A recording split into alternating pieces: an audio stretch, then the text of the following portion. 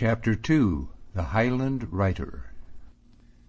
Mr. Charles Stewart the writer dwelt at the top of the longest stair ever mason set a hand to, 15 flights of it no less, and when I had come to his door and a clerk had opened it and told me his master was within, I had scarce breath enough to send my porter packing. "Away east and west wi' ye," said I, took the money-bag out of his hands, and followed the clerk in. The outer room was an office with the clerk's chair at a table spread with law papers. In the inner chamber, which opened from it, a little brisk man sat poring on a deed, from which he scarce raised his eyes on my entrance. Indeed, he still kept his finger in the place, as though prepared to show me out and fall again to his studies. This pleased me little enough, and what pleased me less, I thought the clerk was in a good posture to overhear what should pass between us. I asked if he was Mr. Charles Stewart the writer. "The same," said he, "and if the question is equally fair, who may you be yourself?" "You never heard tell of my name nor of me either," said I, "but I bring you a token from a friend that you know well." "That you know well," I repeated, lowering my voice, "but maybe are not just as keen to hear from at this present being.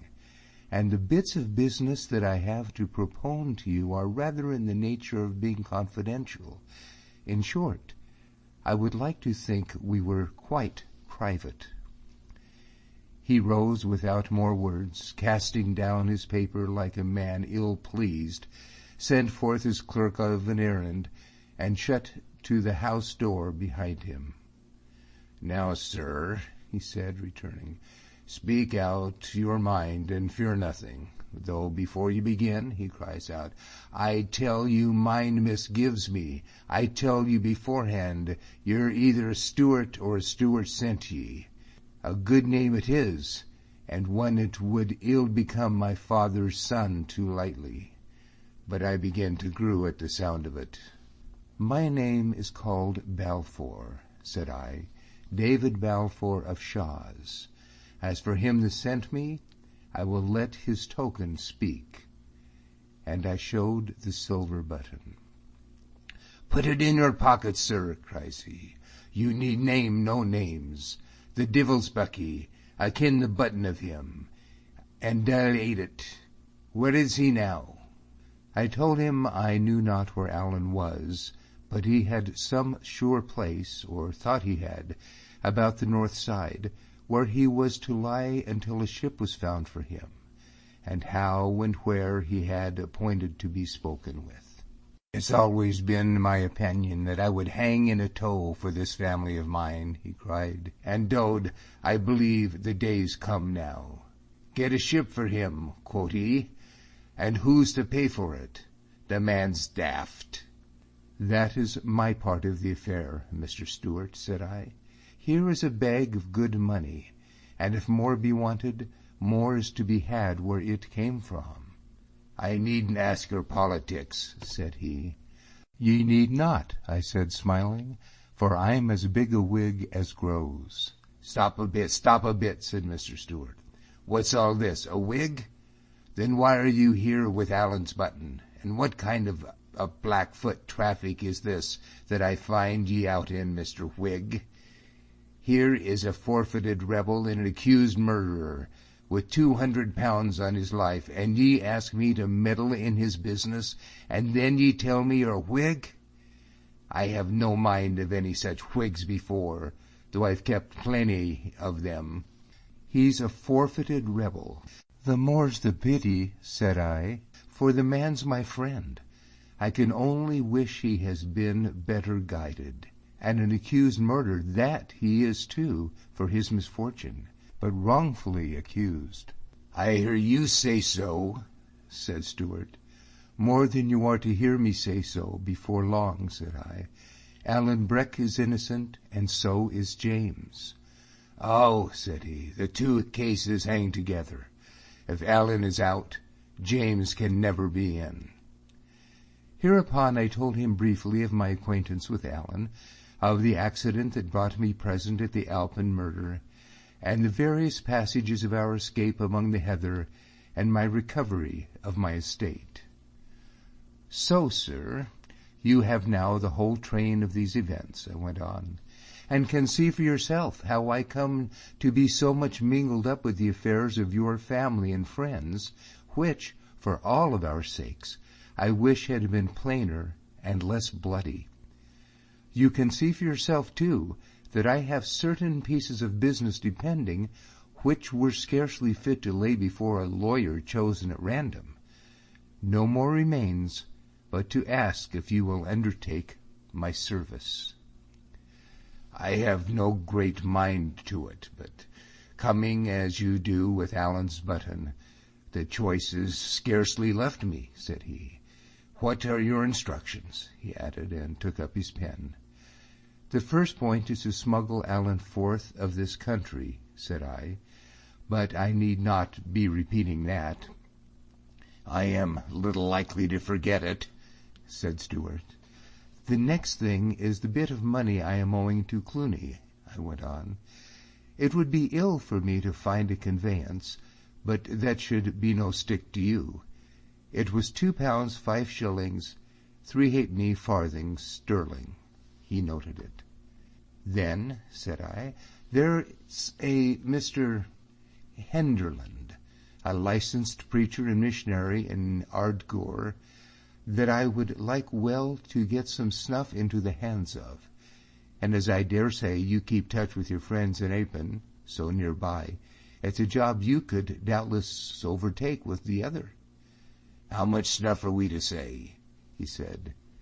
I was thinking of £2, said I. 2, said he. Then there's the lass Alison Hasty and Lime Kills, said I. Her that helped Allen and me across the Forth. I was thinking if I could get her a good Sunday gown, such as she could wear with decency in her degree, it would be an ease to my conscience, for the mere truth is, we owe her our 2 lives. I'm glad to see you are thrifty, Mr. Balfour, says he, making his notes. I would think shame to be otherwise the first day of my fortune, said I. And now, if you will compute the outlay and your own proper charges, I would be glad to know if I could get some spending money back. It's not that I grudge the whole of it to get Allen safe. It's not that I lack more. But having drawn so much the one day, I think it would have a very ill appearance if I was back again seeking the next. Only be sure you have enough, I added, for I am very undesirous to meet with you again. Well, and I'm pleased to see you're cautious too, said the writer, but I think ye take a risk to lay so considerable a sum at my discretion. He said this with a plain sneer. I have to run the hazard, I replied. Oh, and there's another service I would ask, and that's to direct me to a lodging, for I have no roof to my head. But it must be a lodging I may seem to have hit upon by accident, for it would never do if the Lord Advocate were to get any jealousy of our acquaintance. Ye may set your weary spirit at rest, said he. I will never name your name, sir, and it's my belief the Advocate is still so much to be sympathized with that he denneth kin of your existence. I saw I had got on the wrong side of the man. There's a broad day coming for him, then, said I, for he'll have to learn of it on the deaf side of his head no later than tomorrow, when I call on him. When ye call on him? Repeated Mr. Stewart. Am I daft, or are you? What takes ye near the Advocate? Oh, just to give myself up, said I. Mr. Balfour, he cried, are you making a mock of me? No, sir, said I, though I think you have allowed yourself some such freedom with myself. But I give you to understand once and for all that I am in no jesting spirit. Nor yet me, says Stewart, and I give yon to understand, if that's to be the word, that I like the looks of your behavior less and less. You come here to me with all sorts of propositions, which will put me in a train of very doubtful acts, and bring me among very undesirable persons this many a day to come. And then you tell me you're going straight out of my office to make your peace with the advocate. Allen's button here or Allen's button there, the 4/4 of Allen wouldn't have bribed me further in. I would take it with a little more temper, said I, and perhaps we can avoid what you object to. I can see no way for it but to give myself up. But perhaps you can see another, and if you could, I could never deny what I would be rather relieved. For I think my traffic with his lordship is little likely to agree with my health. There's just one thing clear, that I have to give my evidence, for I hope it'll save Allen's character, what's left of it, and James's neck, which is the more immediate. He was silent for a breathing space, and then, "My man," said he, "you'll never be allowed to give such evidence." "We'll have to see about that," said I. "I'm stiff-necked when I like." "Ye muckle ass," cried Stewart. "It's James they want. James has got to hang, and Allen too if they could catch him. But James, whatever. Go near the advocate with any such business, and you'll see he'll find a way to muzzle ye." "I think better of the advocate than that," said I. "The advocate be damned," cries he. "It's the Campbells, man. You have the whole clanjamfrey of them on your back, and so will the advocate too, poor body. It's extraordinary ye cannot see where ye stand. If there's no fair way to stop your gab, there's a foul one gaping. They can put ye in the dock. Do ye no see that?" he cried, and stabbed me with one finger in the leg. "Aye," said I, "and I was told that same no farther back than this morning by another lawyer." "And who was he?" asked Stewart. "He spoke sense, at least." I told him I must be excused from naming him, for he was a decent stout old Whig, and had little mind to be mixed up in such affairs. "I think all the world seems to be mixed up in it," cried Stewart. "But what said you?" I told him what had passed between Rankenkeeler and myself before the House of Shaws. "Well, and so ye will hang," said he. "You'll hang beside James Stewart. There's your fortune told." "I hope better of it yet than that," said I, but I could never deny there was a risk. "Risk!" says he, and then sat silent again. "I ought to thank you for your staunchness to my friends, to whom you show a very good spirit," he said, "if you have the strength to stand by it. But I warn you that you're wading deep. I wouldn't put myself in your place, me that's a Stewart born, for all the Stewarts that ever there was since Noah. Risk? Aye, I take over many. But to be tried in court before a Campbell jury and a Campbell judge, and that in a Campbell county, upon a Campbell quarrel? Think what you like of me, Balfour. It's beyond me." "It's a different way of thinking, I suppose," said I. "I was brought up to this one by my father before me." "Glory to his bones! He has left a decent son to his name," said he. "Yet I would not have you judge me over sorely. My case is doom's hard. See, sir, ye tell me you're a Whig. I wonder what I am. No Whig, to be sure, I canna be just that. But lay in your ear, man, I may be no very keen on the other side." "Is that a fact?" cried I.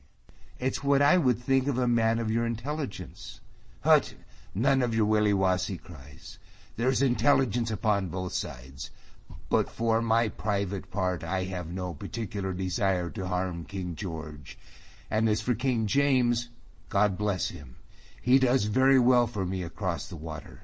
I'm a lawyer, you see, fond of my books and my bottle, a good plea, a well-drawn deed, a crack in the Parliament House with other lawyer bodies, and perhaps a turn at golf on a Saturday at inn.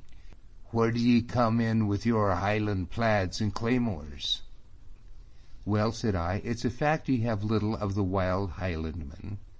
Little, quoth he, nothing, man. And yet I'm Highland born, and when the clan pipes, who but me has to dance? The clan and the name, that goes by all. It's just what you said yourself. My father learned it to me, and a bonny trade I have of it. Treason and traitors, and the smuggling of them out and in, and the French recruiting, weary follet, and the smuggling through the recruits, and their pleas, a sorrow of their pleas. Here have I been moving one for young Ardshiel, my cousin. Claimed the estate under the marriage contract, a forfeited estate. I told them it was nonsense. Muckle they cared. And there was I cocking behind a yadvogate that liked the business as little as myself, for it was fair ruin to the pair of us.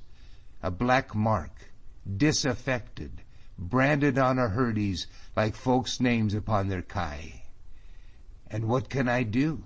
I'm a steward, you see, and must fend for my clan and family. Then no later by than yesterday there was one of our steward lads carried to the castle. What for? I can find Act of 1736, recruiting for King Louis. And you'll see he'll whistle me in to be his lawyer, and there'll be another black mark on my character. I tell you fair, if I but kent the heed of a Hebrew word from the herdies of it, be damned, but I would fling the whole thing up and turn minister. It's a rather hard position, said I. Doom's hard, cried he, and that's what makes me think so much of ye. You, that's no steward, to stick your head so deep in steward business, and for what, I do not know, unless it was the sense of duty. I hope it will be that, said I.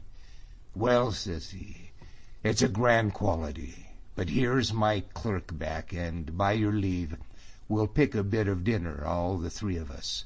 When that's done, I'll give you the direction of a very decent man that'll be very fain to have you for a lodger, and I'll fill your pockets to ye, forby out of your ain bag. For this business'll not be near as dear as ye suppose, not even the ship part of it. I made him a sign that his clerk was within hearing. Hoot, you'd need a bind Robbie, cries he. A steward too, poor divil, and has smuggled out more French recruits and trafficking papists than what he has hairs upon his face. Why, it's Robin that manages that branch of my affairs. Who will we have now, Rob, for across the water? There'll be Andy Scroogle in the Thistle, replied Rob. I saw Hosseson the other day, but it seems he's wanting the ship. Then there'll be Tam Stobo, but I'm none so sure of Tam. I've seen him colloguing with some queer acquaintances, and if anybody was important, I would give Tam the go-by. The head's worth £200, Robin, said Stewart. Gosh, that'll no be Alan Breck, cried the clerk. Just Alan, said his master. Really wins, that's serious, cried Robin. I'll try Andy then. Andy'll be the best. It seems it's quite a big business, I observed. Mr. Balfour, there's no end to it, said Stewart. There was a name your clerk mentioned, I went on. Hosseson. That must be my man, I think. Hosseson, of the Brig Covenant. Would ye set your trust on him? He dinna behave very well to you and Alan, said Mr. Stewart. But my mind of the man in general is rather otherwise. If he had taken Alan on board his ship on an agreement, it's my notion that he would have proved a just dealer. How say ye, Rob? No more honest skipper in the trade than Eli, said the clerk. I would lipton to Eli's word, aye, if it were the Chevalier or Apin himself, he added. "And it was him that brought the doctor, wasn't it?" asked the master. "He was the very man," said the clerk. "And I think he took the doctor back," said Stewart. "Aye, with his sporran full," cried Robin, "and Eli kent to that." "Well, it seems it's hard to ken folk rightly," said I. "That was just what I forgot when ye came in, Mr. Balfour," says the writer. End chapter 2.